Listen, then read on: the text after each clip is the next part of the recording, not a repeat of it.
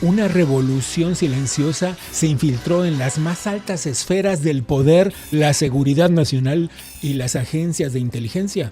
Sí, te vamos a contar una de ellas. Hoy en Contracorriente te contamos una historia que afecta más de lo que imaginas. Conversamos con J. Michael Waller, autor del libro Big Intel, donde afirma que la CIA y el FBI han pasado de ser héroes de la Guerra Fría para convertirse en villanos en los niveles más profundos del Estado. Waller revela los orígenes, tácticas y consecuencias de esta insurrección silenciosa marcada por la infiltración, la propaganda y la manipulación cultural.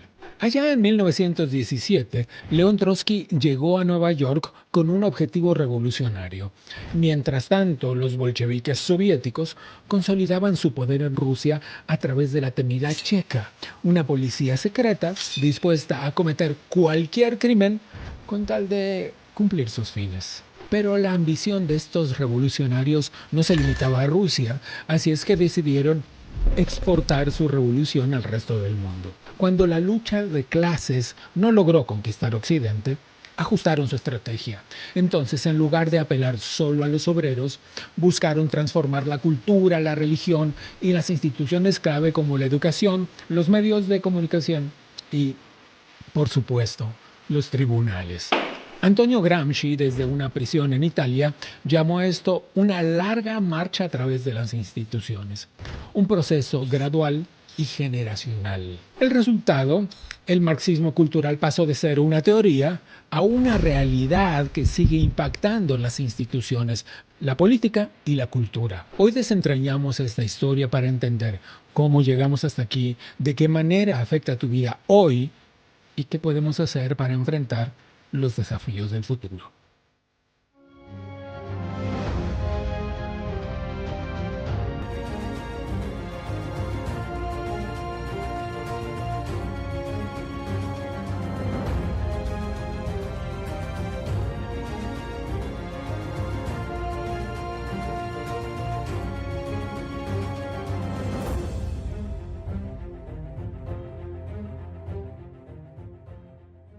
Bienvenidos a Contracorriente, el programa que produce el Adam Smith Center for Economic Freedom dentro de la Florida International University. Hoy vamos a hablar de un tema francamente sorprendente. Nuestro primer invitado, el invitado principal del programa, es J. Michael Waller, quien escribió este libro que se llama Big Intel. Y claro, cuando uno piensa en los aparatos de inteligencia de Estados Unidos en particular, pero de los grandes países del mundo en general, piensa en sistemas infalibles. Pero el subtítulo, la bajada de este libro, lo que dice aquí es lo escalofriante. Cómo la CIA y el FBI pasaron de ser héroes de la Guerra Fría a convertirse en villanos del Estado profundo. ¿Qué pasó en el medio? 100 años de historia francamente asombrosa. Empecemos pues con esta conversación con J. Michael Waller. Te decía que al leer tu libro, Michael, me encontré con muchas sorpresas. Quizá la primera de ellas para mí fue descubrir cuán ingenuos, cuán naive fueron los gobiernos de Estados Unidos al enfrentarse a una guerra ideológica de carácter global y quizás subestimar un poco el escenario al que se estaban enfrentando. Es cierto que era un Estados Unidos todavía en pañales, si se quiere, respecto de los sistemas de inteligencia, porque no existían las agencias que hoy conocemos, pero eso resultó para mí francamente asombroso. It was a strange beginning of the United States becoming a world power because we had been isolated on the North American continent, away from any conflicts in Europe and Asia, and we didn't need a foreign intelligence service. We were not a global power. We didn't really have foreign threats to subvert us from within to any degree. So there was no use for having an intelligence service to spy on other countries or a counterintelligence service to defend ourselves against foreign spies. Pero eso es asombroso. ¿Por qué no veían lo que estaba pasando? ¿Por qué no eran capaces de distinguir estas amenazas externas, estos espías extranjeros infiltrándose en la vida cotidiana? Well, it's easy to ask in hindsight because it's obvious in hindsight. But at the time, people are the same everywhere. We tend not to see the threats that are in front of us or the Ujú. threats that are coming. And we tend to ridicule and criticize those who do see them and who warn us. Y cuán peligroso ha resultado eso con el paso del tiempo. Pero, ¿cuál es el escenario de los aparatos de inteligencia estadounidenses hoy y su relación con el escenario global? We have really excellent intelligence services, especially electronic intelligence, technological intelligence. We can locate anybody on Earth practically. We can monitor what they say. We can see what they do. We can be there before they get to their own destinations if we seek to do that. So that's not the problem. The problem is the abuse of intelligence for political purposes against our own population, which is something that's happened in the past, but there was never the technology to make it so systematic the way it has become. Mm. Ahora bien, hay un tema más que a simple vista parece no estar conectado. Te oía hablar hace unos días en una conferencia que diste hace un par de semanas acerca de GEI, es decir, diversidad, equidad, inclusión. Y cómo los aparatos de inteligencia, especialmente la CIA, hablas tú, dices, han sido infiltrados con esta ideología. Pero cuando uno habla de inteligencia, de un aparato de inteligencia robusto y eficiente, como tú dices, como el de Estados Unidos, piensa en cuestiones realmente serias de manera global, en guerras, en infiltraciones serias, en prevención de matanzas, en los países árabes yendo contra su población, pero no piensa que la ideología de género, la diversidad, la inclusión, la equidad estén eh, como un hecho fundamental dentro de las agencias de inteligencia de Estados Unidos. ¿Por qué debemos prestarle atención a eso? Well, this is the thing when you're not intellectually equipped anymore to defend against or even be vigilant about foreign ideological threats. Ujú. So the whole thing of DEI, it's not a it's a very nice sounding concept, but it's not benign and it's not native to our own society. It's a foreign import that was really begun as a Soviet active measures campaign, a Soviet Ujú. political warfare campaign a century ago. It was first aimed at Nazi Germany, and then it came over to the United States and to the UK and other countries when we welcomed these refugees, a lot of them being intellectuals, a lot of whom were Marxist, and we brought them in to shelter them from the Nazis. So Bueno, they eso brought this ideology with them, which is called cultural Marxism. terminaba la Primera Guerra Mundial y los bolcheviques consolidaban su poder mediante la Checa, una temida policía secreta diseñada para asegurar el control soviético a toda costa, sin importar los crímenes que tuvieran que cometer para conseguirlo. Pero su ambición no se limitaba a Rusia, querían exportar la revolución al resto del mundo. Ahora, ¿cómo un movimiento tan radical logró infiltrarse en las sociedades occidentales? La respuesta está en los cambios que se encontraban a punto de suceder. La lucha de clases, o sea, el eje del marxismo tradicional, no logró conquistar Occidente porque los obreros sí querían una casa y un coche propio, sí querían vacaciones, sí querían un poco de capitalismo en sus vidas. Entonces los revolucionarios ajustaron su estrategia concentrándose en la cultura, la religión y los conceptos de familia que prevalecían entonces. Bien, nos llevaste un siglo atrás y eso nos permitirá comprender cómo es que este escenario que vivimos hoy, que se parece bastante a una Segunda Guerra Fría, si me permites, ¿cómo es que se conformó este escenario? Vayámonos un siglo atrás. Hace un siglo, las agencias de inteligencia en Estados Unidos no existían. El FBI y la CIA estaban lejos de conformarse aún y había dos personajes que parecían disputarse el poder a lo largo del tiempo para conformar esas agencias. y eran Donovan y Hoover, dos personajes encontrados, dos personajes antagónicos, dos personajes casi de película. Cuéntanos un poco cómo fue ese comienzo. Well, it began in the early 20th century when there was a wave of um, crackdowns in Europe where the ideological revolutions were taking place. Communists, other kinds of Marxists, anarchists, radical socialists, Democrats, all kinds of different revolutionary movements going on against the monarchies of Europe, and so many of those people came to the United States to seek refuge in the big wave of immigration, like they came to parts much of Latin America as well. But that many of them brought with them their extremist ideologies, so they didn't arrive to become citizens of their new countries. They arrived for the purpose of subverting those new hosts that they had and burrowing into their societies, burrowing into journalism and academia and entertainment and so forth to have their revolution take place in their new homes. And that's what happened in the United States. So we had a wave of political assassinations, terrorist bombings, mostly anarchist ones.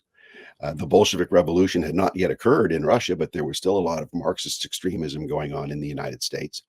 World War One was upon us then, and so we had our first foreign war to speak of. We had a war with Spain, but this was a world war now that we were involved in. And with that came the subversion of our institutions. So we had no apparatus to defend against this, except one very small office in the Justice Department, run by a 25-year-old lawyer named John Edgar Hoover. And it was his job to fight these people. Em, es correcto, pero parecía un trabajo demasiado grande para ese muchacho, ¿no crees? Oh, very much so. We didn't have any national eyes and ears. It was all state and local police. Everything was local. So he had to work with the police departments all around the country. And of course, you didn't have much, you had primitive telephones, you had telegraph, and that was really the only means of communication, and then handwritten paper files. So what Hoover was able to do through these police forces is to compile lists of foreign nationals, so they were not American citizens. That was a separate issue, to round them up and to send them back to Russia, which is what he did. He rounded up hundreds and hundreds of them. He was planning to round up thousands, but he didn't have the resources to send them back home. And that was very controversial because they didn't have due process. They didn't have, there were innocent people that were caught up in it. A lot of the bad guys got away. But that was our first immersion as a country into rounding up real subversive elements and sending them back, people who were making war on our society. But we didn't even have the laws to do this then. So Hoover was operating with a tiny budget and very few legal tools at his disposal. Acabas de decir algo súper importante respecto de que no existía el marco legal para eso, para defender a los Estados Unidos de los ataques ideológicos y de los espías, ¿no? Si ese marco legal hubiera existido en ese momento, León Trotsky no hubiera tenido cabida en el escenario político y no se hubieran desencadenado los hechos como sucedieron. Hablemos un poco de ese momento, de ese joven León Trotsky llegando a Estados Unidos, a Nueva York, instalándose y arengando a la gente y luego acabar sus días en México. Right. Imagine this. This was right before the Bolshevik Revolution. So the Tsar was still in power. Leon Trotsky, one of the Bolsheviks, was in New York. He was organizing immigrant communities to become communist and to stage a communist revolution in the United States. And at the same time, he was agitating to keep the United States out of the war in Europe because the Germans were fighting the Russians. He wanted that to take place because he wanted to see the destruction of the Imperial Russian army. If the United States intervened to help the British and the French and the Belgians, that would have strengthened the Tsarist government of Russia. So he didn't want that. Imagine if we had had the laws about foreign subversion here, we could have arrested Leon Trotsky. We could have got him as a foreign agent and as an agitator to overthrow our constitution, which is a crime. And then we could have kept him in prison. Now, imagine a few months later, Trotsky and his group overthrew the revolutionary government in Russia, and Trotsky became the founder and head of the Red Army. So there might have been no Red Army, had somebody like Hoover had the tools at his disposal to arrest this man and throw him in prison.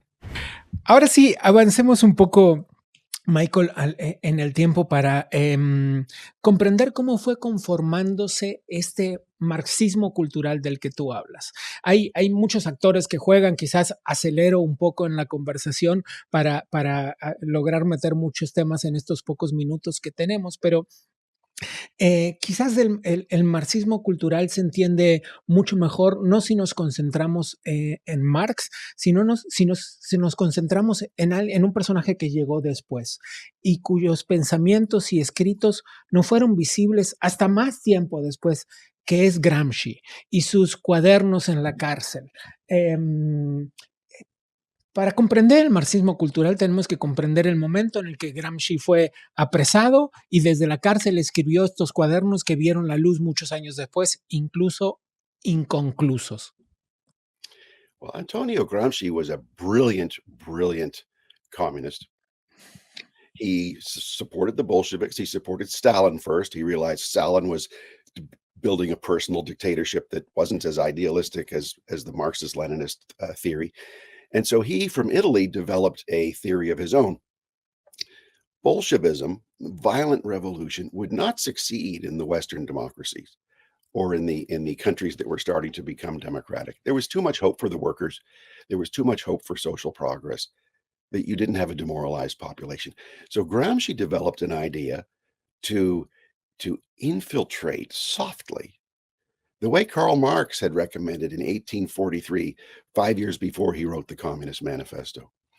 That was that you infiltrate everything that influences people, the schools, the news media, the universities, the entertainment business, the churches and the seminaries, and every place else that would influence how people think, how they view the world, how they see themselves. And he had a relentless criticism of everything around, not through communist agitators, but through infiltrators in all the trusted systems. So this is called Gramsciism, named after him. Now, Mussolini later threw Gramsci in prison, but allowed Gramsci to write what were called his prison notebooks, where he laid out this theory. That was the core of cultural Marxism from one end of it. At the same time, in parallel, friends of Gramsci in Germany, the German communists, were developing what they called critical theory, the cultural Marxism. So they did this now in tandem, but not always working with one another because Gramsci was in prison. So the Germans are the ones who came to France and the UK and the United States to settle at Columbia University to develop what we now know as DEI and critical theory. But Gramsci did it from the real operational perspective of how to infiltrate this throughout the trusted institutions.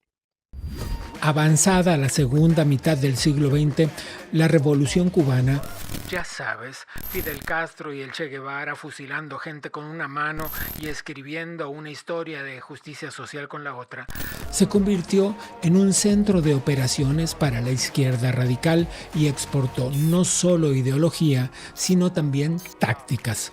Así, amplificaron su influencia en movimientos extremistas a nivel global. El marxismo cultural dejó de ser una teoría para materializarse como una realidad tangible.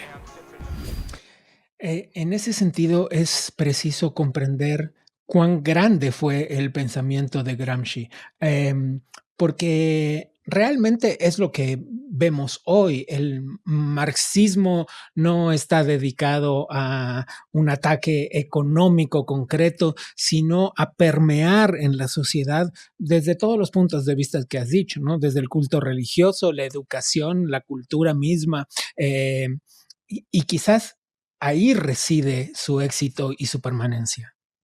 Right. This was the real gains, because what they were able to gain through gradual infiltration of institutions was to corrupt those institutions, much like anything else that's not maintained. If you don't maintain your garden, it's going to become overgrown and destroyed. Same with your home or your automobile.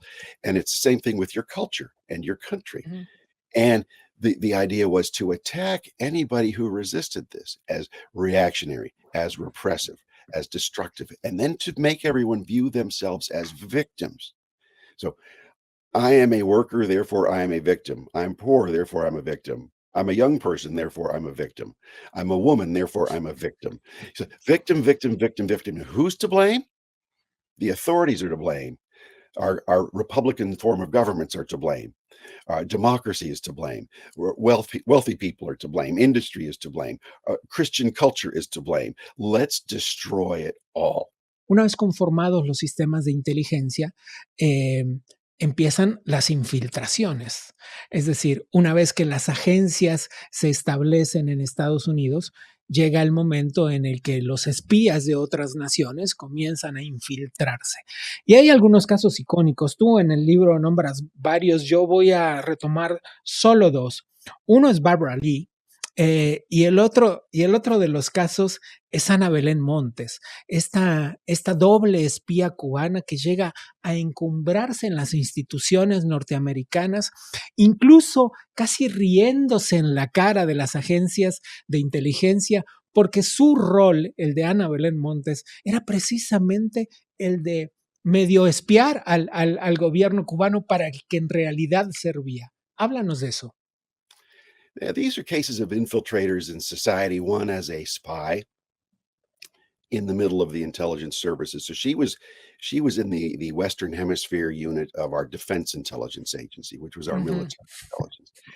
And her actual desk, as they call it, her escritorio in the Defense Intelligence Agency at that time was Central America, especially Nicaragua and El Salvador. And that's where the Cuban government and the Soviets were putting so many of their resources at that period in the 1980s to impose and spread communist revolution.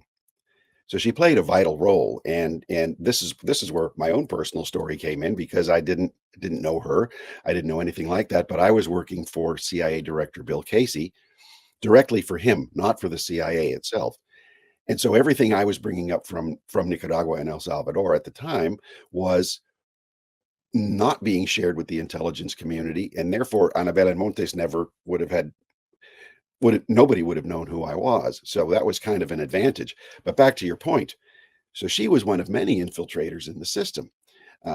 Barbara Lee, by contrast, was a different kind of infiltrator.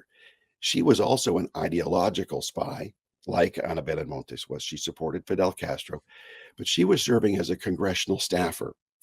But unlike the first one, Barbara Lee didn't try to hide what a communist she was. She worked for a congressman on the Armed Services Committee named Ron Dellums from Oakland, California.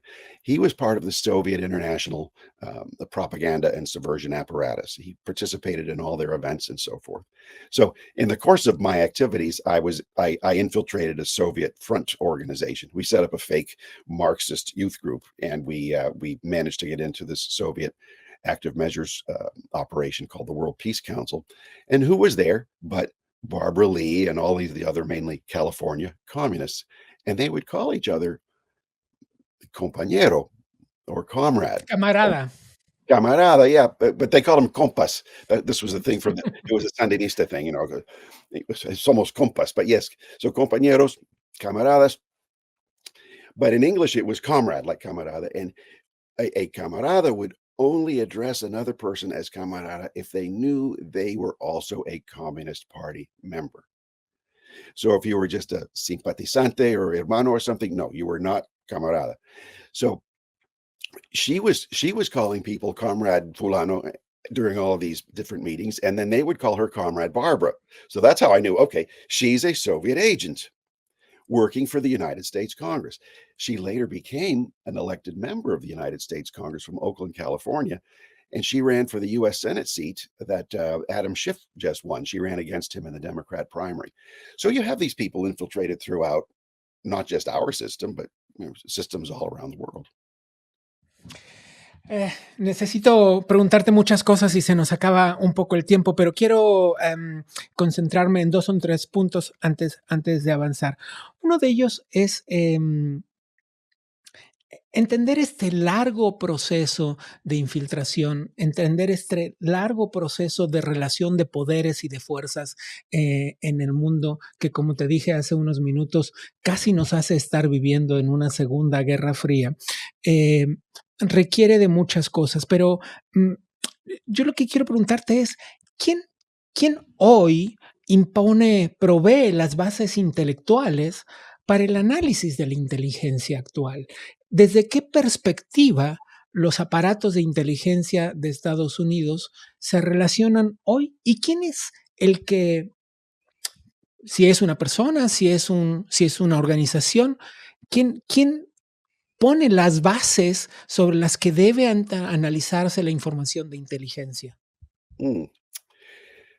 There's no central point. It's more like a movement where it's taken on a life of its own. So there might be some kind of command and control system somewhere, but imagine everybody, like in any intelligence service or government agency, your analysts come from university educated people.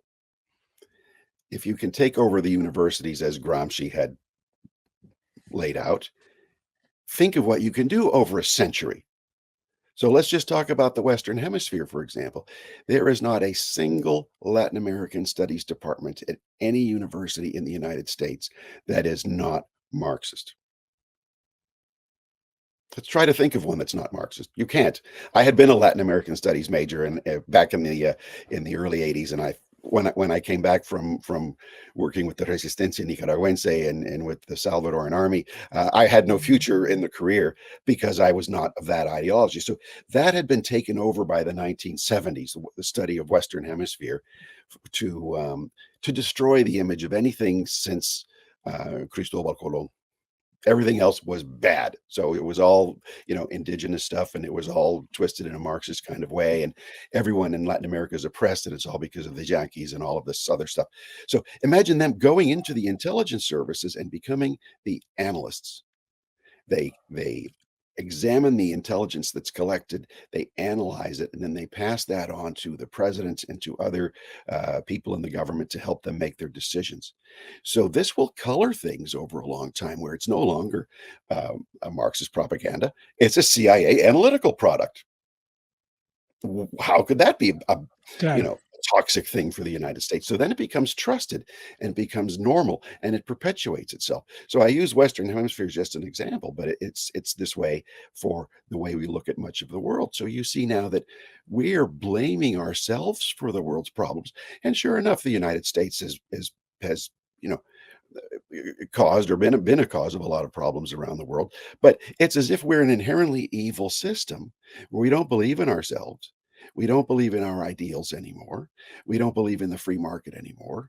We believe in promoting socialism, and we believe in now promoting anybody but people of a European background to positions of influence and power, because all of that stuff is evil and it must be stomped out. So once you have a country whose intelligence services designed to protect that constitutional government stop believing in that constitutional government, you're doomed. So back to your point, it's the universities as a movement now, but it's also different think tanks at different foundations. If you go to, say, the Carnegie Endowment for International Peace, where our CIA director, he headed that right before President Biden appointed him to the CIA, they still have a picture on the wall of Alger Hiss. Now, Alger Hiss was a State Department official who later left to become head of the Carnegie Endowment for International Peace, but he was a Soviet spy.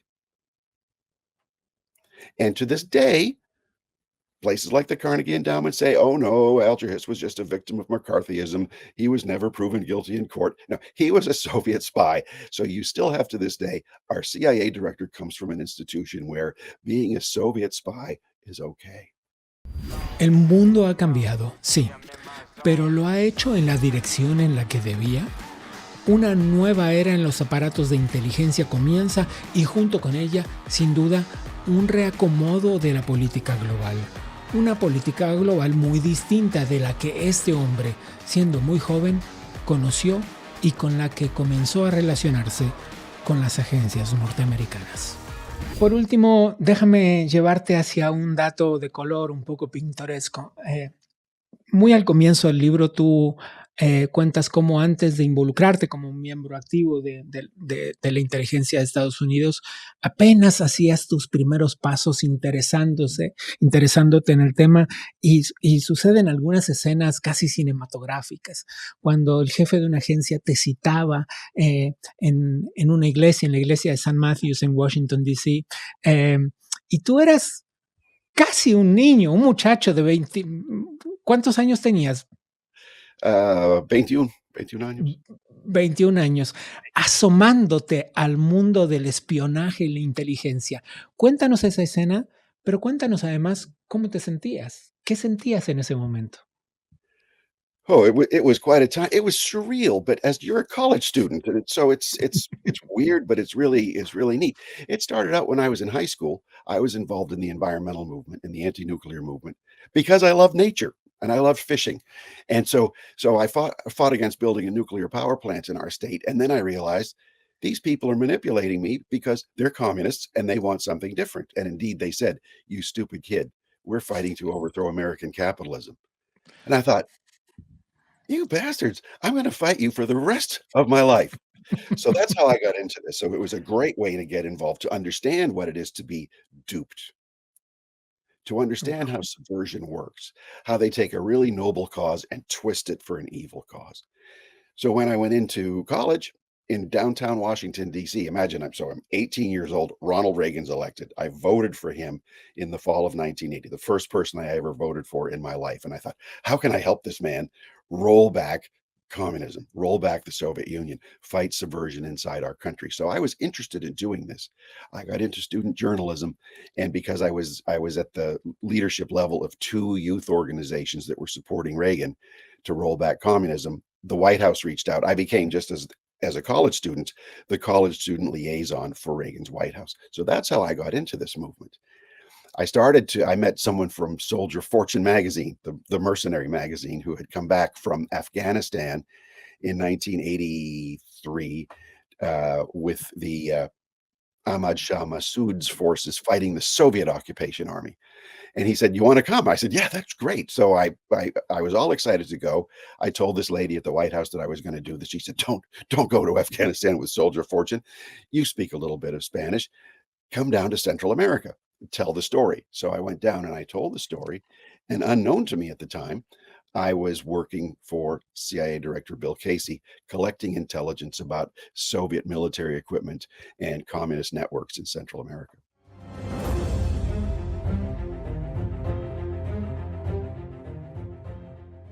Este es el panorama que nos describe Waller, un panorama que, como les dije al comienzo del programa, abarca nada menos que 100 años de historia, de la historia de los aparatos de inteligencia de Estados Unidos, desde que no existían y de qué manera era amenazada la seguridad nacional sin el FBI, sin la CIA operando y sin las leyes que permitieran juzgar a quienes pretendían atacar la seguridad nacional, hasta estos aparatos robustos que tenemos hoy en día. Pero se abre una nueva era. La llegada de Donald Trump al poder, sin duda, en esta segunda vez será muy distinta de la anterior. Y muy distinta también porque no solo es ahora alguien que conoce los vericuetos, los laberintos de Washington, también ha desarrollado una forma distinta de ver la inteligencia en particular, pero las relaciones geopolíticas en general. Para hablar de eso, quisiéramos dedicarle unos minutos al programa para conversar con el experto en seguridad e inteligencia, Enrique García.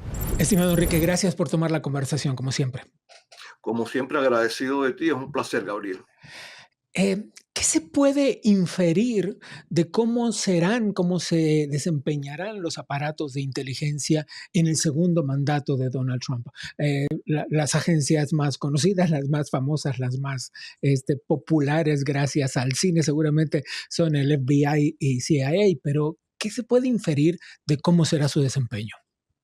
Bueno, yo por los antecedentes de los nominados, tanto en el caso del Buró Federal de Investigaciones como en el caso de la CIA, pienso que son personas con una capacidad profesional demostrada, respaldado por muchas otras personas que tienen conocimiento de cómo funciona la comunidad de inteligencia de los Estados Unidos. tomando experiencias incluso de la pasada administración del presidente Trump. Hay que decirlo, debo decir, por ejemplo, que supe por personas relacionadas directamente, por ejemplo, con la CIA, donde el Mike Pompeo fue durante 2 años director de dicha agencia. Tuvieron una magnífica opinión sobre el trabajo de Pompeo en aquella época. Él fue un designado de Trump en la CIA.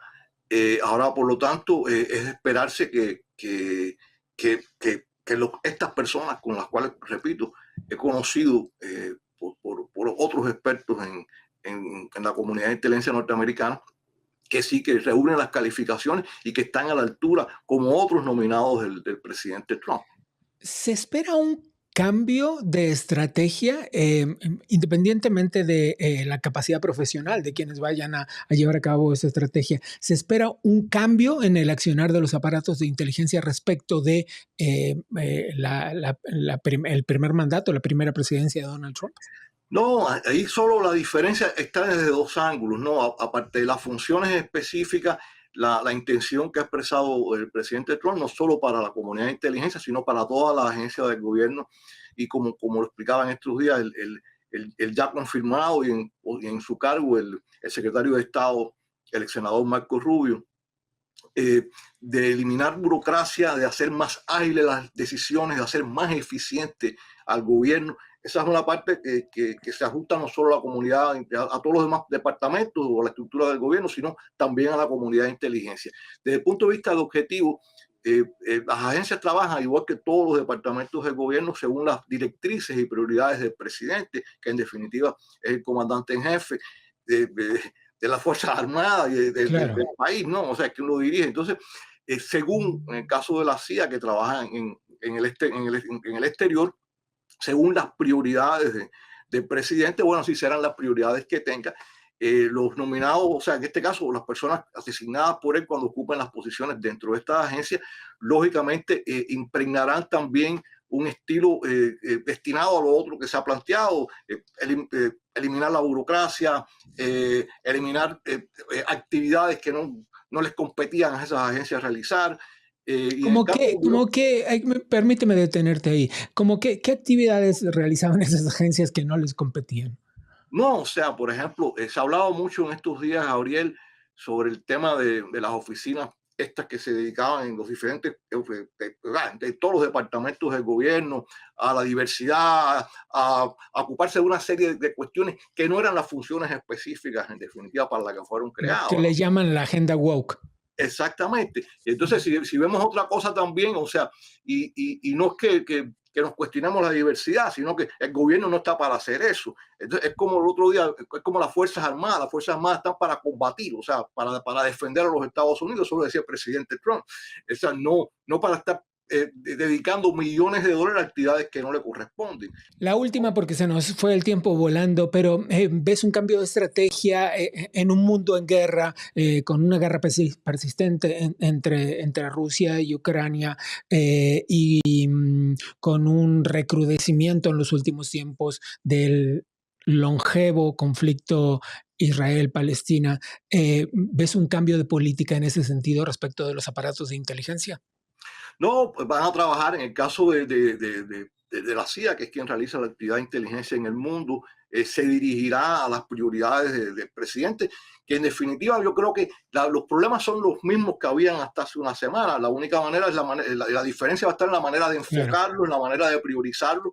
En el caso de las actividades del FBI, serán las mismas actividades que ha hecho siempre, pero se le dará prioridad a las cosas que hay que priorizarlas. Por ejemplo, el descalabro que había en la frontera sur de los Estados Unidos, donde no hay país en el mundo, o sea, que pudiera asimilar esa avalancha, esa invasión migratoria, que además no solo es por la migración ilegal, o sea, que estamos todos de acuerdo, todos estamos a favor de la inmigración legal, pero la inmigración ilegal no, porque bueno, ya uno está violando una ley cuando entra, y uno debe ir a donde esté invitado, no a donde no esté invitado, pero bueno, vamos, no solo es eso, la cantidad no solo de delincuentes o de criminales que dentro de esa masa de migración legal, ilegal, ha llegado al país, también está claro que los principales enemigos, los países terroristas del mundo, han introducido a través de la frontera de cientos, no se sabe qué cantidad, Y yo recuerdo muy rápido, pongo un ejemplo de lo que pasó con Cuba cuando el Mariel, que ahora ha entrado más cubanos ahora que cuando el Mariel en el año 1981.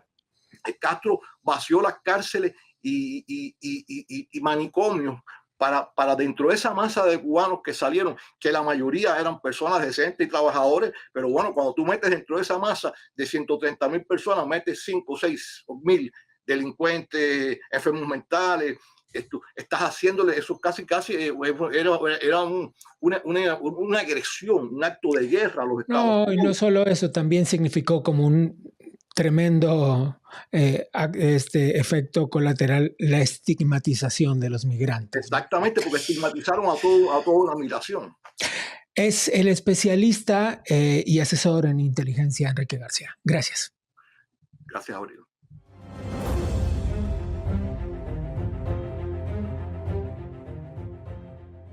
Es impresionante descubrir cómo, como les dije al principio del programa, cuando uno habla de los aparatos de inteligencia, piensa en cosas realmente complejas.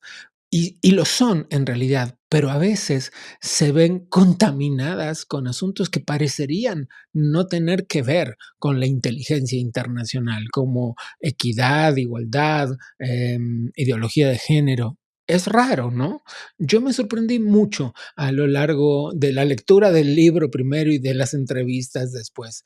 Y ojalá que esto haya sido igual de interesante para ustedes. No me queda mucho más por decirles el día de hoy, salvo un par de cosas obvias como regístrate en el canal, suscríbete, dale like, dale click a la campanita y déjanos un comentario porque nos interesa mucho saber qué te pareció el episodio de hoy. Soy Gabriel Bauduco, a nombre del Adam Smith Center for Economic Freedom les doy las gracias y los espero la próxima.